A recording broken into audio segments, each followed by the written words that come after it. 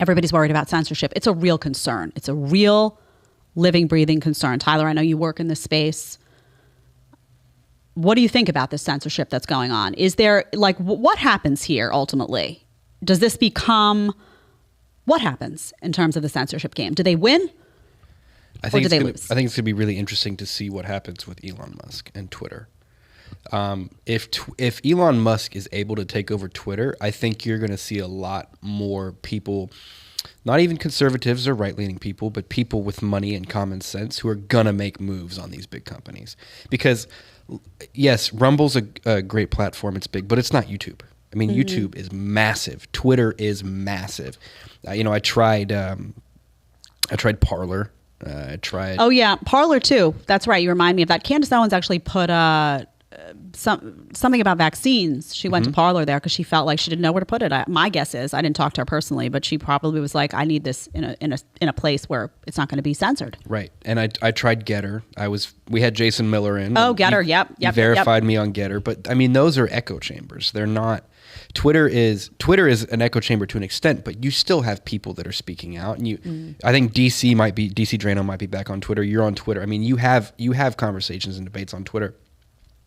I don't think these other platforms coming up can ever match the size of those. So what I think you're going to see is a lot more people like Elon Musk that are stepping up and making hostile moves on these companies and forcing their will upon these companies and saying, because yes, people say you should repeal Section 216. Was it Section 216? Right. But the last thing I think we should do is have the government get involved. I think that's right. a bad idea. I think it's on the private sector and those who have made hundreds of millions of dollars, like Koch brothers, Peter Thiel, these kinds of people to step up and exert their power and say, listen, you don't get to do this. This isn't how a functioning democracy works. And you're seeing people push back on this. Yeah. It's interesting. For years, I used to say, I worked at Fox News, and I'm grateful for the opportunities I had there, but I was always like, where's the competition? Where's the competition? Like, every industry needs competition. You do a better job when you have I don't care, education, whatever it may be, TV industry as well. I was like, where's the competition? Now you see Newsmax out there doing a little better. I think they just have honestly, their whole lineup is like the old Fox lineup. It's like bowling, Greta Van Susteren. I'm like, whoa. But I think it's going to be interesting where these platforms go. I think people are increasingly aware of the censorship. They're pointing it out. Even people who aren't in media are like, what's going on here? Why is I think the misinformation campaign on the vaccine opened a lot of eyes, a lot of parents' eyes in particular, because now again, it was like this policy about the schools and the masking, this was affecting their babies.